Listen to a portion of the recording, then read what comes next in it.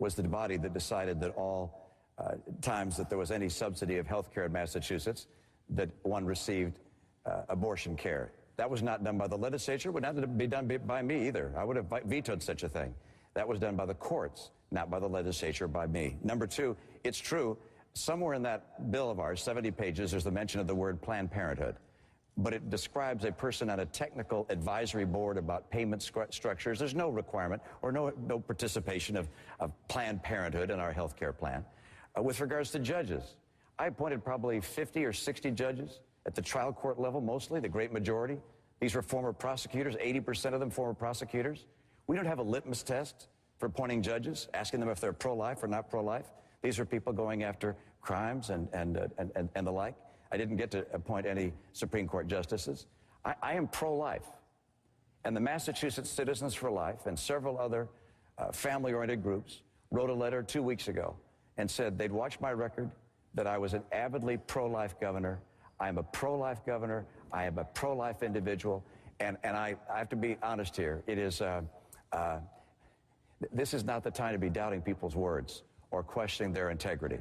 I'm pro-life. By the way, is there any possibility that I've ever made a mistake in that regard? I didn't see something that I should have seen? Possibly.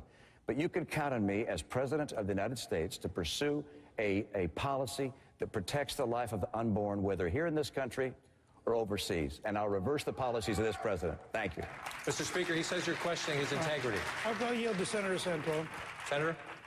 I just want to make out one point, and a lot of legislators here in the room, and they know this to be the truth, that if you write a piece of legislation and you say medical care and you do not specifically mention that abortion is not covered, we know from every court decision at the state and federal level that the federal courts and state courts will require it. That is someone every governor knows, every state legislator knows. And so when Governor Romney did not put that in the bill, you can't say, oh, gee, surprise, the court made us cover abortions. He knew very well that the court would make them cover abortions. That's number one. Number two,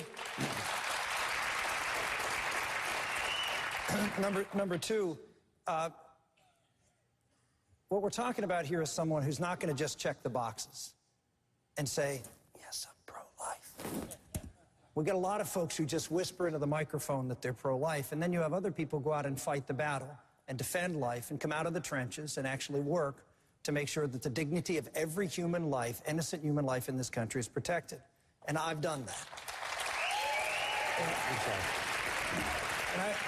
And I would say, in contrast with Speaker Gingrich, who on the social issues, in particular when he was Speaker and even afterwards, they were pushed in the back bench. There was a pledge to America that the Congress tried to put together in 2010. I got phone calls ringing off the hook that Speaker Gingrich went in and told them, keep social issues out of the pledge to America for the 2010 elections. And we need you to come in and help to try to convince these folks to put that back into the pledge. We don't need someone who in the back rooms is going to go say social issues in the front or in the back of the bus and then come out here and try to pretend they're pro-life. Governor Romney and then Speaker Gingrich, he mentioned you both. Please, quickly. Senator, I admire the fact that you've been a stalwart defender of pro-life, and in a state where that's not easy. I was also a governor in a state where being pro-life was not easy. And I battled hard. What came to my desk was a piece of legislation that said we're going to redefine when life begins. In our state, we said life began at conception. The legislature wanted to change that, to say, no, we're going to do it at implantation. I vetoed that. The legislature also said we want to allow cloning for purposes of creating new embryos for testing. I vetoed that. The legislature did not want abstinence education. I pushed and pursued abstinence education. There was an effort to also have a morning after pill provided to, as I recall, young women in their teens. I can't remember the exact age. I vetoed that. I stood as a pro-life governor, and that's why the Massachusetts Pro-Life Family Association supported my record as governor, endorsed my record as governor. I did my very best to be a pro-life governor. I will be a pro-life president. I'm proud of that. I wrote about it in my book. My record is solid. I appreciate your record. I hope you'll appreciate mine. Mr. Speaker, he mentioned you specifically, then we want to move on, but please respond. Well, the fact is that I voted with Henry Hyde, who was the leading pro-life advocate in the House for a generation. I had a 98.6% pro-life voting record. The only one we disagreed on was welfare reform, which they scored for reasons we never understood. But otherwise, it was a perfect record on pro-life. When I was Speaker, we twice passed a bill that actually Rick was very active in to end partial birth abortion. Twice it was vetoed by Clinton, but twice we passed it. In the 2010 election, the freshman class has the highest percentage of pro-life members ever in history, and my job was to maximize their winning. And the fact is, we won a huge victory in 2010 with the largest number of pro-life members ever elected in a freshman class. All right, let's move on. Let's take another question. Congressman, I'll bring you in on this one. Let's take a question now from social media. Question.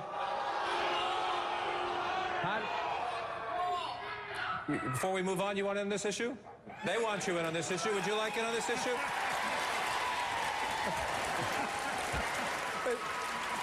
But John, once again, it's a medical subject, and I'm a doctor, you know. No, I do want to make a couple comments, because I can remember the very early years studying obstetrics, and I was told, and it was before the age of abortion, and I was told, taking care of a woman that's pregnant, you have 2 patients. And I think that solves a lot of the problem about, you know, when life begins and all. But I also experienced a time later on in my training in the 1960s when the culture was changing. The Vietnam War was going on, the drugs were there, and pornography came in, and abortion became prevalent even though it was illegal. So the morality of the country changed, but then the law followed up. When the morality changed, it will reflect on the laws.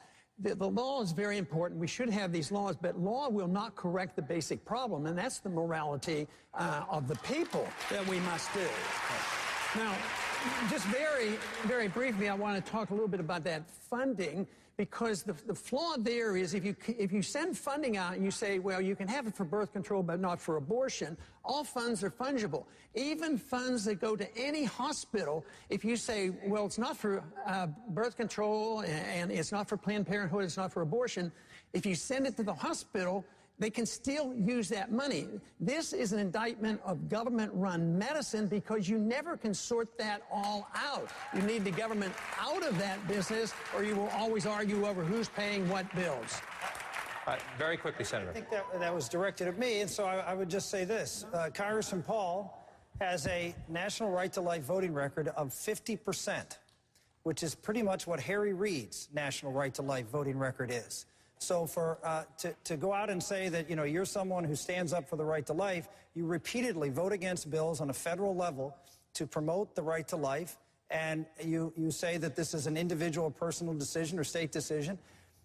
Life should be protected, and you should have the willingness to stand up on a federal level, on any level of government, and protect what our what our Declaration protects, which is the right of our Creator to life, and that is a federal issue, not a state issue. Quickly, sir. Well, just for the record, I wasn't even thinking about you when I was giving my statement, so you are overly sensitive.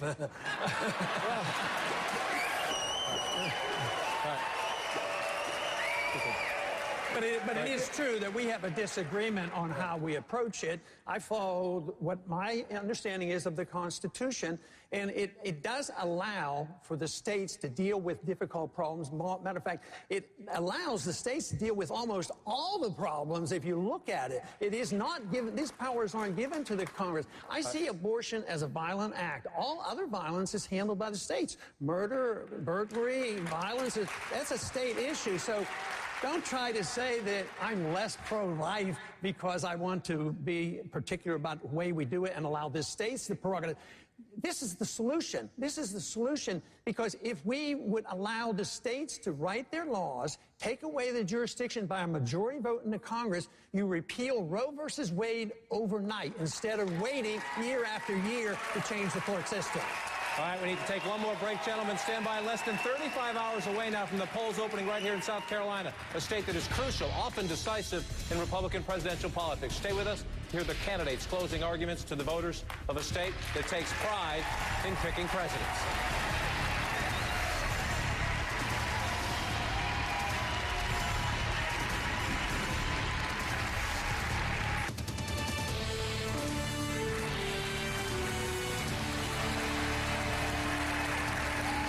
The Southern Republican presidential debate. We're in Charleston, South Carolina tonight. Gentlemen, we're running out of time. Time flies. I wish we could stay all night. I don't suspect you have campaigning to do. I don't suspect you'll agree to that. I didn't think so.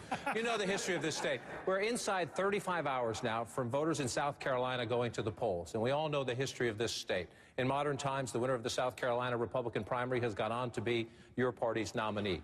We have an interesting race at the moment. Senator Santorum wins Iowa. Governor Romney wins New Hampshire. Everybody's waiting to see. Most people believe if Governor Romney wins here, he would be the prohibitive favorite. I want each of you, since we have a short time left, and I'll start on the end, we'll come down the line. Congressman Paul, make your case. Make your case. South Carolina essentially faces this decision. Not so fast, let's continue the race, or embrace Governor Romney. Make your case to the people of South Carolina in these final hours. Well, South Carolina is known for their respect for liberty. And a lot of people will ask the question, in a way, what will you do for South Carolina, or what will you do for New Hampshire, what will you do for the various states?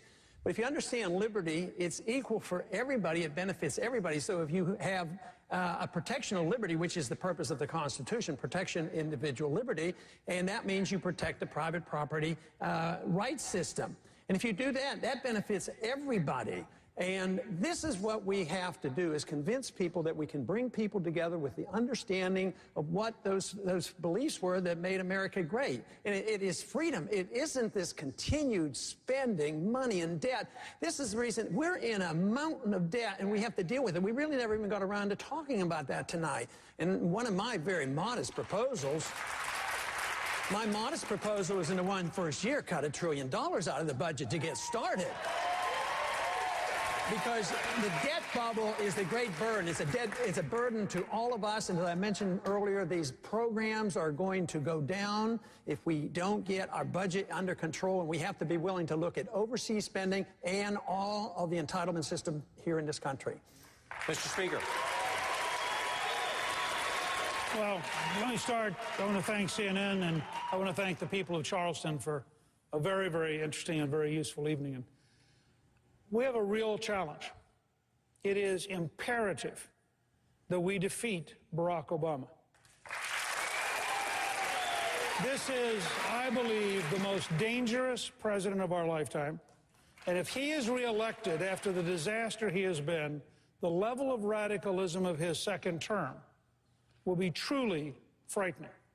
But in addition to beating Obama, we have to have a team victory in the Senate and the House, and we have to have a principled victory. So the American people send a signal that in January of 2013, they want very dramatic, very deep change in Washington. I believe the only way to create the momentum is to be able to overcome his billion-dollar campaign with a series of debates which decisively convince the American people that a Saul Alinsky radical who is incompetent cannot be reelected, and I hope you will vote for me on Saturday as the person who could do that. Governor Romney.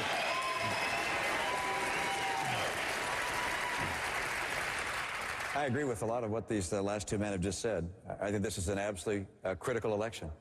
I believe that the founders took very careful thought in the preparation of the words of our Declaration of Independence that said that the Creator had endowed us with certain unalienable rights. Not the state, but the Creator. Among them, life, liberty, and the pursuit of happiness. And by virtue of those words, the pursuit of happiness, this became the place on the planet where we were able to pursue our dreams as we might choose. People came here from all over the world wishing to pursue happiness in their own way. And that has made us the most powerful economic engine in the world, where we can guard freedom because our military is the strongest in the world, coming from that powerful economic engine. This president's changing that. He's changing the very nature of America. He's turning us not from a merit society, an opportunity society, where people are free to choose their own course, but instead he's making us an entitlement society, where people think they're entitled to what other people have, where government takes from some and gives to others. That has never been the source of American greatness. We need to return to the principles upon which this country was founded. Our president said, I think, in a very revealing way, that he wants to fundamentally transform America. He's wrong. We need to restore the values that made America the hope of the earth. And I understand those values. I will do everything in my power to restore those values by keeping America free, by fighting for free enterprise, by standing up to President Obama and pointing out how he has made it almost impossible for our private sector to reboot. I will get America working again. I will defeat Barack Obama and keep America as it's always been, the shining city on a hill. Thank you. Senator Santorum.